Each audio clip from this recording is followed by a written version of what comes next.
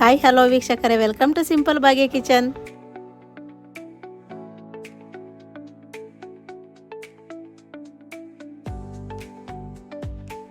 ನಾನು ನಿಮಗೊಂದು ಸಿಂಪಲ್ ಆಗಿ ಬೆಳ್ಳುಳ್ಳಿ ರೈಸ್ ಹೇಗೆ ಮಾಡೋದು ಅಂತ ಹೇಳ್ಕೊಡ್ತೀನಿ. ಹಾಗೆ ಅಥವಾ ಬೆಳ್ಳುಳ್ಳಿ ಖಾರ ಅಂತಲೇ ಹೇಳ್ಬೋದು.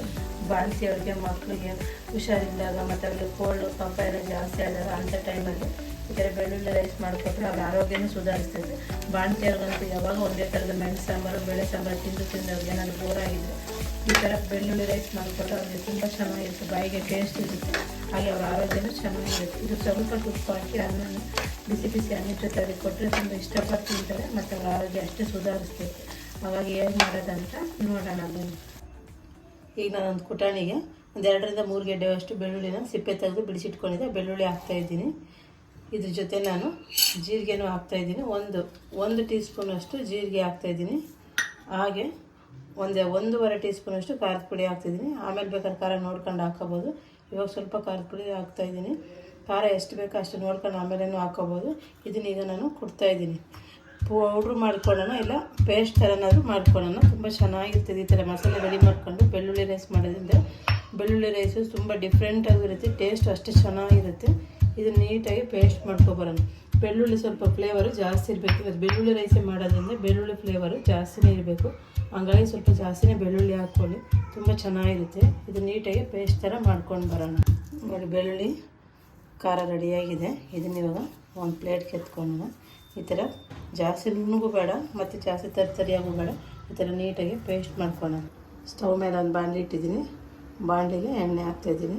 ಇವತ್ತು ನೀವು ಎಷ್ಟು ಗೊಜ್ಜು ಮಾಡ್ಕೊಳ್ತೀರಿ ಅದನ್ನ ನೋಡ್ಕೊಂಡು ಎಣ್ಣೆ ಹಾಕ್ಕೊಳ್ಳಿ. ಸ್ವಲ್ಪ ನಾನು ಜಾಸ್ತಿನೇ ಮಾಡ್ತಾಯಿದ್ದೀನಿ, ಹಂಗಾಗಿ ಒಂದು 150-200 ಗ್ರಾಮಷ್ಟು ಎಣ್ಣೆ ಹಾಕ್ತಾಯಿದ್ದೀನಿ. ಎಣ್ಣೆ ಬಿಸಿಯಾಗಿದೆ. ಈಗ ನಾನು ಒಂದು 100 ಗ್ರಾಮಷ್ಟು ಕಡಲೆಬೀಜ ತಗೊಂಡೆ. ಅದು ಕಡಲೆಬೀಜ ಹಾಕ್ತಿದ್ದೀನಿ. ಕಡಲೆಬೀಜ ಸ್ವಲ್ಪ ಚೆನ್ನಾಗಿ ಫ್ರೈ ಆಗಲಿ. ಕಡಲೆಬೀಜ ಒಂದು ಅರ್ಧದಷ್ಟು ಫ್ರೈ ಆಗಿದೆ.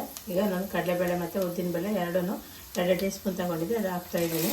ಇದ್ರ ಜೊತೆ ನೀವು ಗೋಡಂಬಿನಾದ್ರು ಹಾಕ್ಕೊಂಡ್ರೆ ಚೆನ್ನಾಗಿರುತ್ತೆ. ಇವತ್ತು ನಾನೇನು ಗೋಡಂಬಿ ಹಾಕ್ತಾಯಿಲ್ಲ. ಫಸ್ಟೇ ಕಡಲೆಬೇಳೆ ಉದ್ದಿನಬೇಳೆ ಹಾಕ್ಬಾರ್ದು, ಜಾಸ್ತಿನೇ ರೋಸ್ಟ್ ಆಗಿಬಿಡ್ತೈತೆ. ಕಡಲೆಬೀಜ ಸ್ವಲ್ಪ ಲೇಟ್ ಆಗುತ್ತಲ್ಲ, ಹಂಗಾಗಿ ಕಡಲೆಬೇಳೆ ಉದ್ದಿನಬೇಳೆ ಫಸ್ಟ್ ಹಾಕಿದ್ರೆ ಇದು ರೋಸ್ಟ್ ಜಾಸ್ತಿ ಆಗುತ್ತೆ. ಫಸ್ಟ್ ನಾವು ಕಡಲೆಬೀಜ ಹಾಕ್ಕೊಂಡು ರೋಸ್ಟ್ ಮಾಡಿಕೊಂಡು ಆಮೇಲೆ ಕಡಲೆಬೇಳೆ ಮತ್ತು ಉದ್ದಿನಬೇಳೆ ಹಾಕ್ಕೊಬೇಕು. ಇವಾಗ ಚೆನ್ನಾಗಿ 2 ಫ್ರೈ ಆಗಿದೆ. ಎಲ್ಲ ಚೆನ್ನಾಗಿ ಫ್ರೈ ಆಗಿದೆ. ಈಗ ನಾನು ಒಂದು 4-5 ಈರುಳ್ಳಿ ತಗೊಂಡು ಸಣ್ಣದಾಗಿ ಉದ್ದಕ್ಕೆ ಹಚ್ಚಿಟ್ಕೊಂಡಿದ್ದೆ. ಈರುಳ್ಳಿ ಹಾಕ್ತಾಯಿದ್ದೀನಿ. ಈರುಳ್ಳಿ ಅಷ್ಟೇ ಚೆನ್ನಾಗಿ ಫ್ರೈ ಆಗಲಿ. ಈರುಳ್ಳಿದ ಹಸಿ ವಾಸನೆ ಎಲ್ಲ ಹೋಗಿ ನೀಟಾಗಿ ಚೆನ್ನಾಗಿ ಫ್ರೈ ಆಗಲಿ. ಅಲ್ಲಿವರೆಗೂ ಒಂದು 2 ನಿಮಿಷ ಫ್ರೈ ಮಾಡ್ಕೊಳ್ಳೋಣ. ಒಂದು 4-5 ಬ್ಯಾಡಗೆ ಮೆಣಸಿನ್ಕಾಯಿ ತೊಗೊಂಡು ಕಟ್ ಮಾಡಿ ಇಟ್ಕೊಂಡಿದ್ದೆ. ಬ್ಯಾಡಗೆ ಮೆಣಸಿನ್ಕಾಯಿನೂ ಹಾಕ್ತಾಯಿದ್ದೀನಿ. ಹಾಗೆ ಸ್ವಲ್ಪ ಕರಿಬೇವು ಹಾಕ್ತಾಯಿದ್ದೀನಿ. ಈಗ ನಾನು ಒಂದು ಅರ್ಧ ಟೀ ಸ್ಪೂನಷ್ಟು ಸಾಸಿವೆ ಹಾಕ್ತಿದ್ದೀನಿ. ಜೀರಿಗೆ ಅದೇ ಕುಟ್ಟೋದಕ್ಕೆ ಹಾಕ್ಕೊಂಡಿದ್ದೀನಿ, ಹಂಗಾಗಿ ಒಂದು ಅರ್ಧ ಟೀ ಸ್ಪೂನಷ್ಟು ಸಾಸಿವೆ ಹಾಕ್ತಾಯಿದ್ದೀನಿ. ಎಲ್ಲ ಹಾಕಿ ನೀಟಾಗಿ ಮಿಕ್ಸ್ ಮಾಡೋಣ.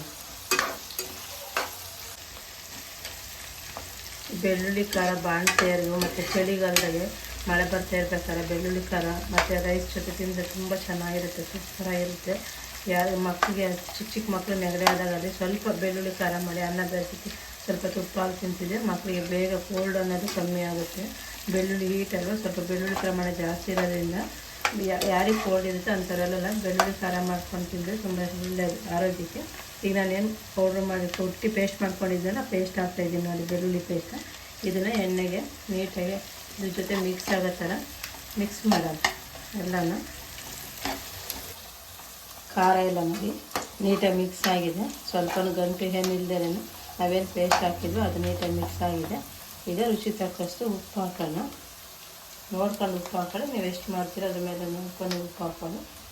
ನಾನೊಂದು 2-2.5 ಟೀ ಸ್ಪೂನಷ್ಟು ಉಪ್ಪು ಹಾಕ್ತಾಯಿದ್ದೀನಿ. ಪುಡಿ ಉಪ್ಪು ಹಾಕ್ಕೊಳ್ಳಿ. ಕಲ್ಲು ಉಪ್ಪು ಹಾಕ್ಬಿಡಿ. ಅದು ಕರಗಲ್ಲ, ಕಲ್ಲು ಉಪ್ಪು ಹಾಕಿದ್ರೆ. ಒಂದು ಚಿಟಿಕೆ ಅಷ್ಟು ಅರಿಶಿನ ಪುಡಿ ಹಾಕೋಣ, ಜಾಸ್ತಿ ಬೇಡ. ಒಂದು ಚಿಟಿಕೆ ಹಾಕಿದರೆ ಸಾಕಾಗುತ್ತೆ. ಅರಿಶಿನ ಪುಡಿ ಹಾಕಿದ್ಮೇಲೆ ನೀಟಾಗಿ ಒಂದ್ಸಲ ಎಲ್ಲ ಮಿಕ್ಸ್ ಮಾಡೋಣ.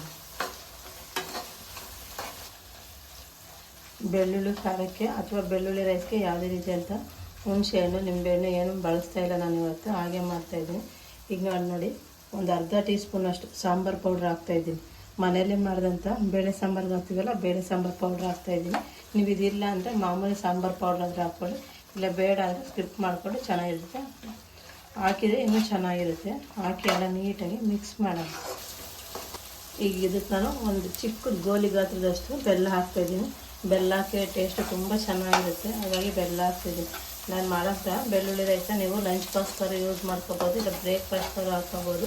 ಇಲ್ಲ ಸಂಜೆ ಟೈಮು ಬೆಳಗ್ಗೆ ನಾನು ಅನ್ನ ಉಳಿದಿದ್ರೆ ಡ್ಯೂಟಿಯಿಂದ ಏನಾರು ಮನೆಗೆ ಬಂದಾಗ ಅವಾಗ ಏನಪ್ಪ ಮಾಡೋದು ಅನ್ನ ಐತೆ ಅಂದರೆ ಆ ಟೈಮಲ್ಲಿ ಈ ಥರ ಬೆಳ್ಳುಳ್ಳಿ ರೈಸ್ ಮಾಡ್ಕೊಂಡು ತಿಂದರೆ ಬೆಳಗ್ಗೆ ಅನ್ನಕ್ಕೂ ತುಂಬ ಚೆನ್ನಾಗಿರುತ್ತೆ. ಯಾವ ಸಮಯದಲ್ಲಿ ಬೇಕಾದ್ರೂ ನೀವು ಬೆಳ್ಳುಳ್ಳಿ ರೈಸ ಮಾಡ್ಕೋಬೋದು. ಕೊತ್ತಂಬರಿ ಹಾಕಿದ್ದೀನಿ ಲಾಸ್ಟಲ್ಲಿ. ಎಲ್ಲ ನೀಟಾಗಿ ಮಿಕ್ಸ್ ಮಾಡೋಣ. ಈ ಗೊಜ್ಜು ನಾವು ಎಷ್ಟು ಬೇಕೋ ಅಷ್ಟಕ್ಕೆ ಅನ್ನ ಮಿಕ್ಸ್ ಮಾಡ್ಕೋಬೋದು. ಎಲ್ಲ ಒಟ್ಟಿಗೆ ಮಿಕ್ಸ್ ಮಾಡೋದಕ್ಕಿಂತ ನಿಮ್ಗೆ ಎಷ್ಟು ಬೇಕೋ ಅವಾಗ ಎಷ್ಟು ಬೇಕೋ ಅಷ್ಟು ಅನ್ನನ ಮಿಕ್ಸ್ ಮಾಡ್ಕೊಂಡು ಊಟ ಮಾಡ್ಬೋದು. ಈಗ ನಾನು ಅದು ಗೊಜ್ಜು ಸ್ವಲ್ಪ ಸಪ್ರೇಟ್ ಇಟ್ಕೊತಾ ಇದ್ದೀನಿ. ಎಷ್ಟು ಬೇಕೋ ಅಷ್ಟು ಮಾತ್ರ ಯೂಸ್ ಮಾಡ್ತಾಯಿದ್ದೀನಿ. ಇದು 2ರಿಂದ 3 ದಿವಸ ಇಟ್ಕೊಂಡ್ರೆ ಏನೂ ಆಗಲ್ಲ. ನಾವು ಯಾವುದೇ ರೀತಿ ಕಾಯಿ ಹುಳಿ ಏನೂ ಹಾಕಿರೋಲ್ಲ, ತುಂಬ ಚೆನ್ನಾಗಿರುತ್ತೆ. ಫ್ರಿಜ್ಜೆಲ್ಲಾದ್ರೂ ಇಡ್ಬೋದು, ಇಲ್ಲ ಆಚೆ ಹೊರಗಡೆನಾದ್ರೂ ಇಟ್ಕೊಂಡು ಬಾಣ್ತಿಯರಿಗೆ ಮಕ್ಕಳಿಗೆ ಯಾರು ಬೇಕಾದ್ರೆ ತಿನ್ಬೋದು. ಚಿಕ್ಕವರಿಂದ ದೊಡ್ಡವರಿಗೂ ಎಲ್ಲರೂ ಬೆಳ್ಳುಳ್ಳಿ ರೈಸ್ ತಿನ್ಬೋದು. ನಾನು ಆಲ್ರೆಡಿ ಅನ್ನ ಮಾಡಿ ಇಟ್ಕೊಂಡಿದ್ದೆ, ಅನ್ನ ಹಾಕಿ ಮಿಕ್ಸ್ ಮಾಡ್ತಾಯಿದ್ದೀನಿ ನೋಡಿ. ಇವಾಗ ಎಷ್ಟು ಬೇಕೋ ಅಷ್ಟು ಮಾತ್ರ ಮಿಕ್ಸ್ ಮಾಡ್ತಾಯಿದ್ದೀನಿ. ನೋಡಿರಲ್ಲ ವೀಕ್ಷಕರು, ಇವತ್ತು ನಾನು ಯಾವ ರೀತಿ ಸಿಂಪಲಾಗಿ ಬೆಳ್ಳುಳ್ಳಿ ರೈಸ್ ಮಾಡಿದೆ ಅಂತ. ನೀವು ಇದೇ ರೀತಿ ಒಮ್ಮೆ ಟ್ರೈ ಮಾಡಿ ಹೇಗೆ ಬಂದಿದೆ ಅಂತ ಕಮೆಂಟ್ ಮಾಡಿ, ಹಾಗೆ ಲೈಕ್ ಮಾಡಿ, ಶೇರ್ ಮಾಡಿ, ನಮ್ಮ ಚಾನಲ್ನ ಸಬ್ಸ್ಕ್ರೈಬ್ ಮಾಡಿ. ಪಕ್ಕದಲ್ಲಿರುವ ಬೆಲ್ ಐಕನ್ ಬಟನ್ನ ಕ್ಲಿಕ್ ಮಾಡಿ ಆಲ್ ಅಂತ ಸೆಲೆಕ್ಟ್ ಮಾಡಿ ನಾವು ಹಾಕೋಂಥ ಹೊಸ ಹೊಸ ವಿಡಿಯೋಗಳನ್ನ ನೀವು ಬೇಗನೆ ನೋಡ್ಬೋದು. ನೆಕ್ಸ್ಟ್ ವಿಡಿಯೋದಲ್ಲಿ ಸಿಗೋಣ.